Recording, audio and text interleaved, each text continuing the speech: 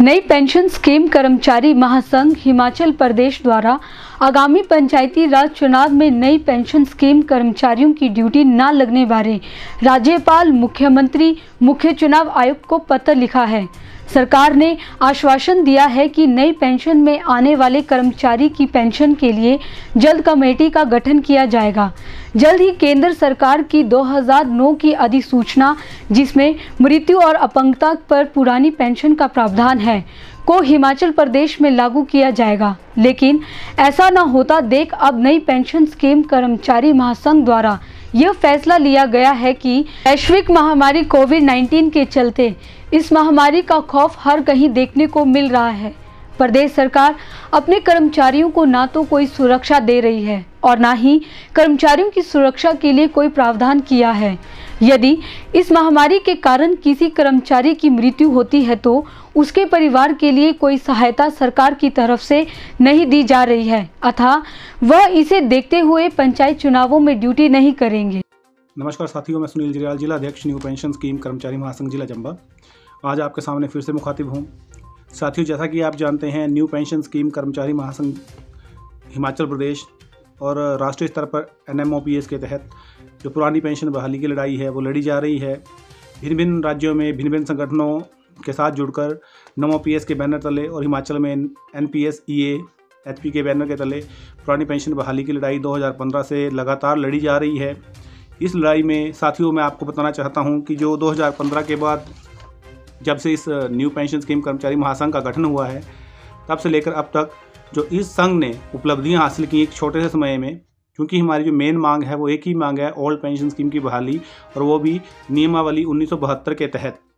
लेकिन जो 2015 से लेकर अभी 20 तक जो हमारे संघ ने कार्य किए हैं और जिन कार्यों की बदौलत जो संघर्ष किया है, जो रैलियाँ की हैं, जो धरने दिए हैं, जो प्रस्ताव भेजे हैं, जो हम भिन्न भिन्न समय में भिन्न भिन्न विधायकों, मंत्रियों से मिले हैं, चाहे वो पूर्व वीरभद्र सरकार हो या वर्तमान जयराम सरकार हो, इनसे पदाधिकारियों से मिले हैं, मुख्यमंत्री महोदय जी से मिले हैं, जिनसे भी मिले हैं, सांसदों से मिले हैं।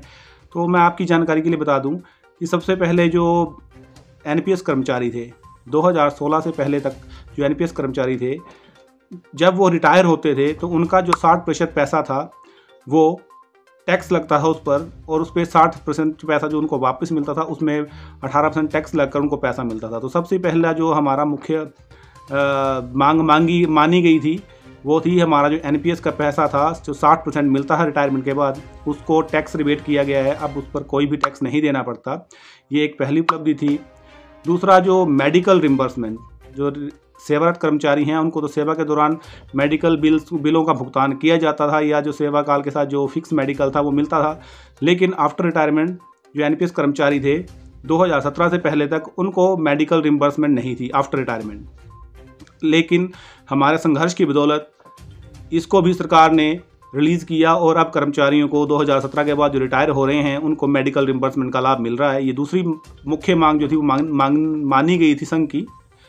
इसके बाद जो तीसरी मांग थी वो थी DCRG, डेथ कम रिटायरमेंट ग्रेच्युटी। किसी व्यक्ति की मृत्यु होती है सेवा काल के दौरान या वो पूरी सेवा करने के बाद रिटायर होता है तो उसको ग्रेच्युटी मिलती है। और 2017 के बाद 25 जुलाई 2017 को जो हमने शिमला में एक बहुत बड़ी रैली की थी पूर्व वीरभद्र सरकार में, उस दौरान हमारी इस DCRG की बहाली हुई थी। और सितंबर 2017 के बाद जितने भी हमारे कर्मचारी रिटायर हुए हैं उन सभी को DCRG की बहाली हुई है। उसके बाद जो अगली मांग थी, जो हमारा दिल्ली में हम लोग गए थे, रैली की थी रामलीला मैदान में, उस समय गवर्नमेंट ने प्रेशर में आकर जो NPS कर्मचारियों का शेयर था, जो गवर्नमेंट शेयर था, वो 10% से 14% किया, जो कि एक उपलब्धि है। इसके अलावा जो निकासी समय था, जो 2017 से पहले NPS कर्मचारी थे, जो अपना पैसा निकालना होता था, विड्रॉ करना होता था, उसके लिए जो समय सीमा थी वो 10 वर्ष की थी। जब तक कि आपकी रेगुलर सेवा 10 साल नहीं होती थी तब तक आप अपना पैसा नहीं निकाल सकते थे। तो वो सेवा भी इन्होंने इस संघर्ष की बदौलत 10 से 3 वर्ष की है। अब कोई भी NPS कर्मचारी जिसकी सेवा काल 3 वर्ष का हो जाता है वो अपना पैसा, अपनी कुल जमा राशि का 25% निकाल सकता है। ये भी एक उपलब्धि है। इसके अलावा जो हमारे अभी वर्तमान में पंचायती राज के इलेक्शन आ रहे हैं, नगर निकाय के इलेक्शन आ रहे हैं, इसके संदर्भ में न्यू पेंशन स्कीम कर्मचारी महासंघ हिमाचल प्रदेश की ओर से माननीय मुख्यमंत्री महोदय जी, राज्यपाल जी और जो हमारे मुख्य चुनाव आयुक्त हैं उनको एक ज्ञापन सौंपा गया है जिसमें सभी जिलों की सहमति है, सभी कर्मचारियों की सहमति है कि हमारी चुनावी ड्यूटी ना लगाई जाए। क्यों ना लगाई जाए? क्योंकि जो एनपीएस कर्मचारी हैं इस कोरोना काल में उन्होंने हर जगह सरकार का साथ दिया है, लेकिन अगर इस कोरोना काल में जो इलेक्शन सरकार ने करने का निर्णय लिया है, इनमें अगर किसी एनपीएस कर्मचारी की दुर्घटनावश मृत्यु हो जाती है या ऐसे भी मृत्यु होती है इसमें, तो उसके परिवार की सुरक्षा की जिम्मेदारी किसके हवाले? कौन है जो उनके परिवार की सुरक्षा की जिम्मेदारी लेगा? तो हमने उस पत्र के माध्यम से अपना रुख स्पष्ट किया है कि हमारी ड्यूटी ऐसा नहीं है कि हम ड्यूटी नहीं देना चाहते। हम पंचायती राज चुनावों की ड्यूटी के लिए तैयार हैं, तन मन धन से तैयार हैं। पहले भी हमने ड्यूटियां दी हैं, अभी भी देंगे, लेकिन जो हमारी शर्त है वो ये है कि हमारी जो केंद्र की अधिसूचना है 5/5/2009 की, जो कि केंद्र सरकार ने 2009 में लागू की थी, उसे शीघ्र अतिशीघ्र हिमाचल प्रदेश सरकार जारी करे ताकि कर्मचारी जो है वो अपने परिवार को सुरक्षित महसूस कर सकें। ये एक हमारा मुख्य मुद्दा है, केंद्र की अधिसूचना को लागू करना। तो ये हमने अपनी ओर से सभी जिला प्रधानों की सहमति से ये सरकार को भेजा है ज्ञापन। देखते हैं सरकार इसके ऊपर क्या निर्णय लेती है।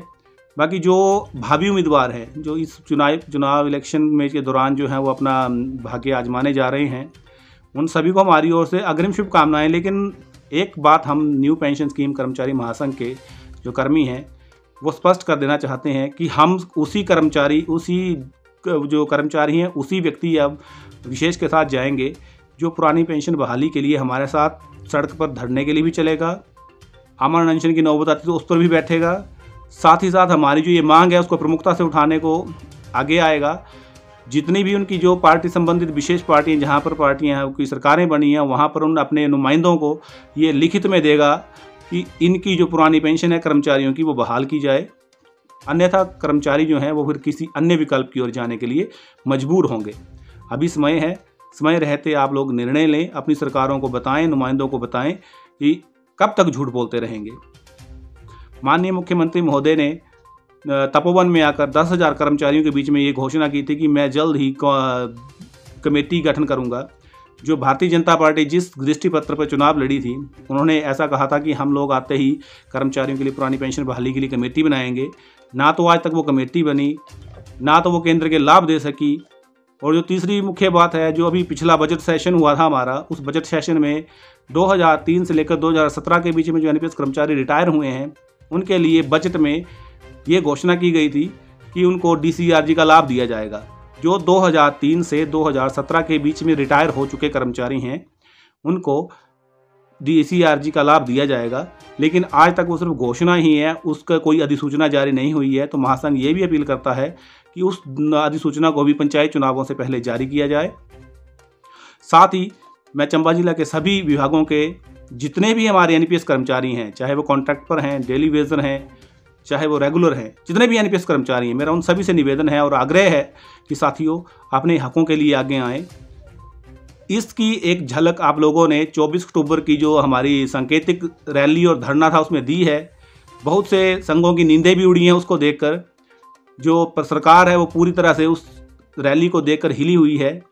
तो ये समय है एकता दिखाने का। मेरा सभी साथियों से निवेदन है कि आप लोग इस समय चुनावों में अपनी एकता दिखाएं और उसी व्यक्ति को वोट करें पंचायत स्तर से, वार्ड स्तर से, जो पुरानी पेंशन बहाली का हल करवाने का मादा रखता हो, जो हमारे साथ हमारे संघ की इस मांग के लिए हमारे साथ चल सकता हो। ऐसे व्यक्ति का समर्थन करें, भाई भतीजावाद छोड़ें और अपने बच्चों के भविष्य के लिए सोचें। वोट तो हम दे देंगे, लेकिन किसी दूसरे के बच्चे का भविष्य बनाने से पहले अपने बच्चे के भविष्य के बारे में सोचें कि इस वोट को देने से हमारे बच्चे के भविष्य पर क्या असर पड़ेगा।